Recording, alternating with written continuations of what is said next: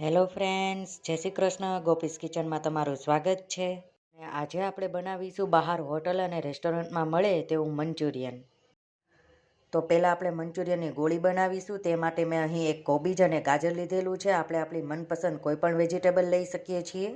1 cup જેટલો મેંદો લીધેલો છે. 1 કપ જેટલા પૌવા લીધેલા છે. આ પૌવાને આપણે મિક્સરમાં ગ્રાઇન્ડ કરશું, જેનાથી આપણી મંચુરિયનની ગોળી બહાર હોય તેવી ક્રિસ્પી બનશે. 1 કપ જેટલું મેં આદુ, મરચી અને લસણને આવી રીતના ક્રશ કરી લીધેલા છે.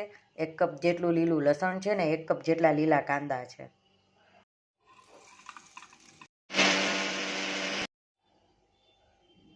હવે આપણે બધા વેજીટેબલને ચોપરમાં આવી રીતે ચોપ કરી લેશું. ચોપ કરેલા વેજીટેબલ આપણે મિક્સિંગ બાઉલની અંદર એડ કરી દઈશું. તો હવે મિક્સ વેજીટેબલની અંદર આપણે 1 કપ જેટલો પૌવાનો ભૂકો, 1 કપ મેંદો, 1 કપ જેટલા લીલા કાંદા, 1 કપ જેટલું લીલું લસણ અને 1 ચમચી જેટલા વાટેલા આદુ મરચી.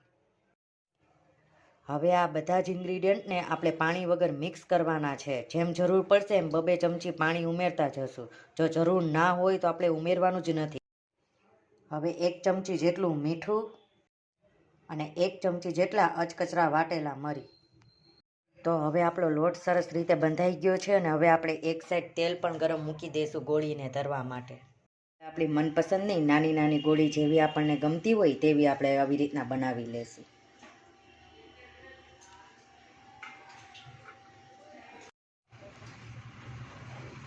તો હવે આપણું તેલ સરસ રીતે ગરમ થઈ ગયું છે અને હવે આપણે બધી ગોળીઓ તળી લેશું.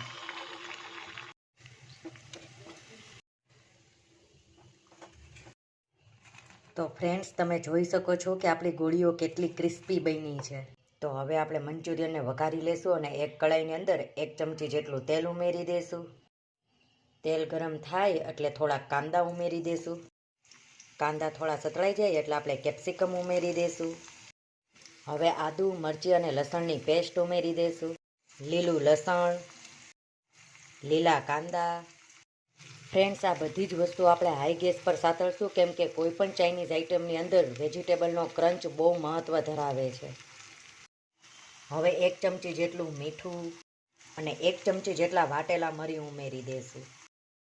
હવે બધા સોસ ઉમેરી દઈશું. તો 1 ચમચી જેટલું વિનેગર, 1 ચમચી જેટલો રેડ ચીલી સોસ, 1 ચમચી જેટલો સોયા સોસ ઉમેરી દઈશું. હવે એક બાઉલની અંદર 1 ચમચી જેટલો આપણે કોર્નફ્લોર ઉમેરી દઈશું. જરૂરિયાત મુજબ પાણી ઉમેરી એક સ્લરી તૈયાર કરી લેશું.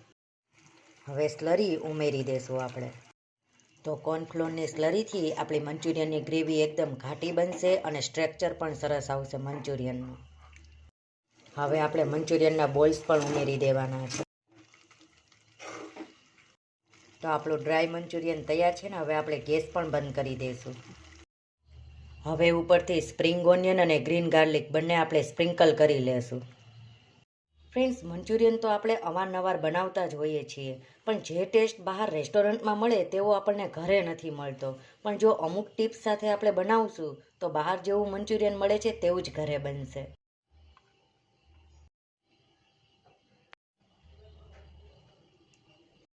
ફ્રેન્ડ્સ, આમ તો આજકાલ લોકો બહાર જમવાનું વધારે પ્રિફર કરે છે, પણ જો લોકડાઉન જેવી સિચ્યુએશન આવી હોય તો ઘરે બનાવેલા આ મંચુરિયનની રેસિપીથી આપણને બહુ મદદ મળશે.